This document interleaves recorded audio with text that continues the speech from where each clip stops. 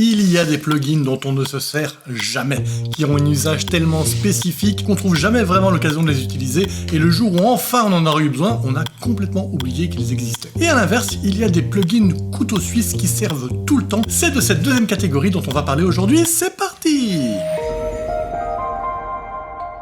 Bienvenue sur Joli Pixel, la chaîne de la post-production en général et de DaVinci Resolve en particulier. Il y a quelques semaines, je sortais cette vidéo qui vous parlait d'un pack de plugins de William Justice, et parmi ces plugins, il y en a un en particulier qui s'appelle Animate Express, dont je me sers tout le temps. On va donc creuser en particulier dans ce plugin. Alors, on est ici dans la page Edit de DaVinci Resolve. Je sais pas si vous connaissez ce logiciel de montage, c'est pas mal du tout. On a ici une image de fond avec Joli Pixel, et on a ici un petit graphique s'abonner. Ah bah tiens, bonne idée, tiens, si vous voulez vous abonner, bah n'hésitez pas. Et on voudrait un petit peu animer ce graphique s'abonner. Je vais donc ici dans mes effets, dans la partie vidéo transition, et dans la vidéo transition, j'ai les plugins de William Justice, bah, disons Willy. Et donc, je prends un plugin de Willy, qui est le premier ici, qui est le Just Animate Express.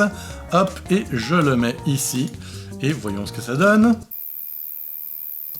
Voilà, vous allez me dire tout ça pour ça, bon on l'a déjà vu, c'est un slide, alors oui, là c'est un slide, mais ce plugin offre plein d'autres possibilités.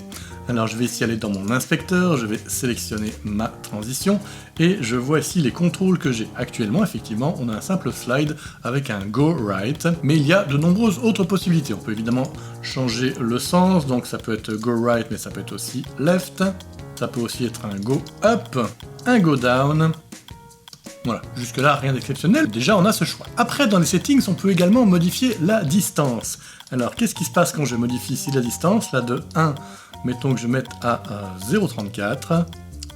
Vous voyez ici qu'il ne part plus d'hors de l'écran, mais qu'il est déjà en partie dans l'écran. Ce qui change un petit peu la donne. Mettons la même chose avec un Go Right. Il va faire un déplacement moins long. Mais dans certains cas, ça peut être sympa comme variante. Ensuite, dans les settings, il y a le size. Actuellement, on est sur 1. Là, je vais mettre sur 0,268, très précisément. Et ça donne ceci. Vous l'aurez compris, avec ce même plugin, on peut également faire une entrée en zoom. Si je réduis encore la taille, c'est vraiment un zoom depuis 0. Je peux faire aussi un zoom très léger. Si je me rapproche ici, on va faire simplement partir de 0,86.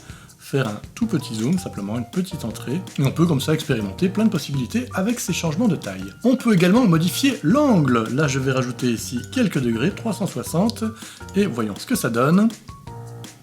Vous avez donc ici une rotation complète à 360 degrés en plus du zoom. Alors là, on voit peut-être pas bien le zoom parce qu'il était encore à 0,86, mais si là, je le remets à 0, vous allez voir que ça fait donc rotation et zoom. Mais ici, vous voyez que la rotation, elle se fait autour de l'axe central. On a donc ici vraiment ce graphique qui prend énormément de place sur l'écran. C'est pas nécessairement ce qu'on veut. On peut tout à fait modifier cela. Pour cela, je vais ici choisir mes Fusion Overlay, puisqu'il s'agit ici d'une transition fusion. Et ici, je peux voir que j'ai un petit élément en superimposition ici, qui est en fait le centre, donc le pivot. Et je vais aller placer mon pivot ici.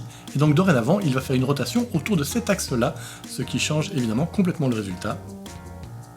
C'est très différent et c'est très joli. On peut également modifier l'alpha. Alors l'alpha, c'est la transparence, on peut donc modifier la transparence. Si ici je reviens à quelque chose de simple, une simple entrée vers la droite, et que je mets l'alpha à 1, on n'a aucune transparence, on démarre avec l'image complètement visible. Par contre, si je l'avais réduite à 0, on va voir une entrée. Donc ça fait un peu comme un fondu, en plus des autres éléments qui changent qu'on a déjà vu, tels que la taille, la rotation, le sens, etc. Je peux également jouer sur le blur. Ici, je vais rajouter du blur, et vous allez voir que cette même transition, on lui a en plus rajouté un petit effet de flou qui peut être très sympa aussi. Je peux d'ailleurs avoir uniquement une transition de flou. Si je réduis ma distance à 0, il n'y a donc plus d'effet sur le Go Right, et à ce moment-là, mon flou, ça donne ceci. Ce qui est très sympa aussi. Ensuite, vous pouvez également modifier ici la façon dont vont être animées l'entrée et la sortie de la transition. Exemple concret, on va partir ici sur un simple Go Right, on va retirer tout ce qui est les questions d'angle, voilà, je remets ma distance à 1, donc là on a bien un Go Right tout simple, voilà, basique. Mais actuellement, je suis donc en Out Scene, c'est-à-dire que le déplacement va être relativement linéaire et juste très légèrement ralentir sur la fin, comme on le voit ici. Hop, c'est linéaire, ça ralentit un petit peu sur la fin. Mais je peux également tout à fait aller choisir un petit back. Alors, résultat du back, vous allez voir, voyez, il s'enfonce un petit peu au bout et puis il revient à sa place, ça fait un petit retour. Très chouette petite variante, on peut encore changer avec le élastique. Hop, élastique, ça donne ceci. Alors c'est assez subtil, mais ça fait un petit peu comme si mon clip il était accroché à un élastique et donc ça fait... Je fais vachement bien le... Regardez-le ici en gros plan. Voilà, c'est des petites subtilités, mais c'est ce qui donne un rendu plus élégant. On a également le bounce, qui donne donc un effet de rebond. Celui-là, il est peut-être encore un peu plus clair quand on a un go down. Ça donne vraiment justement l'effet de la gravité et d'un rebondi sur le sol.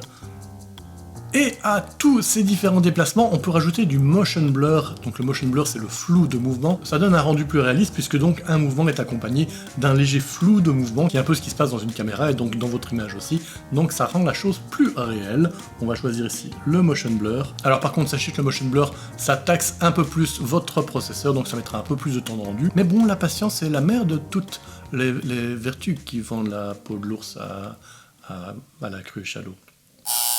Ça donne ceci. Vous avez vu ce beau flou de mouvement? Sympa, hein? Et évidemment, vous pouvez aller modifier ici la qualité de ce flou de mouvement. Ici, on va placer bien ici pour qu'on voit le résultat. Je vais modifier ici le nombre. C'est le nombre d'images en fait qu'il crée pour créer cet effet de flou. Là, je vais carrément le monter à 7.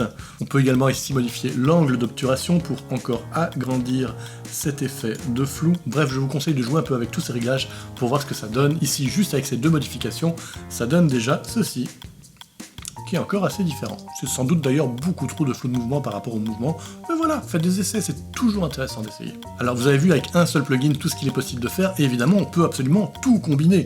Donc là je peux faire en même temps ça, et en même temps je vais faire un petit zoom, et en même temps je vais faire un angle, et en même temps je vais faire du blur, un peu de patience, et ça donne ça. Bref, avec un seul plugin, vous avez vraiment des centaines de transitions possibles. Il est vraiment super, moi je m'en sers tout le temps pour animer des graphiques, c'est vraiment un seul plugin mais qui fait tout. Si vous avez aimé cette vidéo, vous pouvez cliquer sur le petit pouce en l'air. Si vous avez beaucoup aimé cette vidéo, vous pouvez cliquer sur le s'abonner. Si vous avez énormément apprécié cette vidéo, vous pouvez m'envoyer de l'argent. Si vous avez extrêmement adoré cette vidéo, vous pouvez me faire un poème dans les commentaires. J'aimerais beaucoup lire ça d'ailleurs. Bon, c'était une vidéo juste sur un plugin parce que parfois, moins c'est mieux. C'est d'ailleurs ce que j'explique dans cette vidéo, le fait que moins c'est mieux.